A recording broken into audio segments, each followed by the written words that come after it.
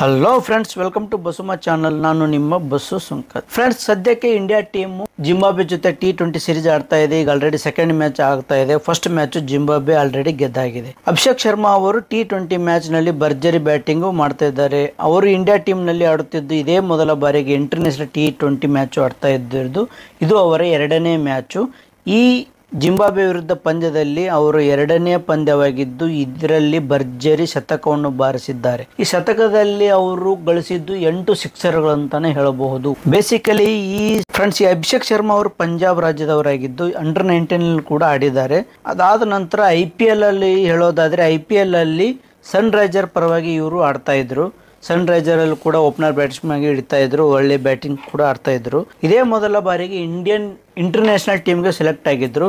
Select ಆದ್ಮೇಲೆ Zimbabwe ಜೊತೆನೆ ಅವರು ಫಸ್ಟ್ ಮ್ಯಾಚ್ ಅಂತಾನೆ ಹೇಳ್ಬೋದು. ಫಸ್ಟ್ ಮ್ಯಾಚ್ ಅಲ್ಲಿ ಸರಿಯಾಗಿ ಆಡದೇ ಇದ್ರು ಕೂಡ ಸೆಕೆಂಡ್ ಮ್ಯಾಚ್ ಅಲ್ಲಿ ಚೆನ್ನಾಗಿ ಆಡಿ ಭರ್ಜರಿ ಶತಕವನ್ನು ಬಾರಿಸಿ 8 ಸಿಕ್ಸರ್ಗಳೊಂದಿಗೆ ಇವರು ಸೆಂಚುರಿಯನ್ನು ಮಾಡಿದ್ದಾರೆ. ಹೌದು ಫ್ರೆಂಡ್ಸ್, ಇದಾಗಿತ್ತು ಅಭಿಷೇಕ್ ಶರ್ಮಾ ಅವರ ಸೆಂಚುರಿಯ ಬಗ್ಗೆ. ಇದೇ ತರ ನೋಡ್ತಾ ಇರಿ, ಸಬ್ಸ್ಕ್ರೈಬ್ ಮಾಡಿ, ಲೈಕ್ ಮಾಡಿ. Thank you.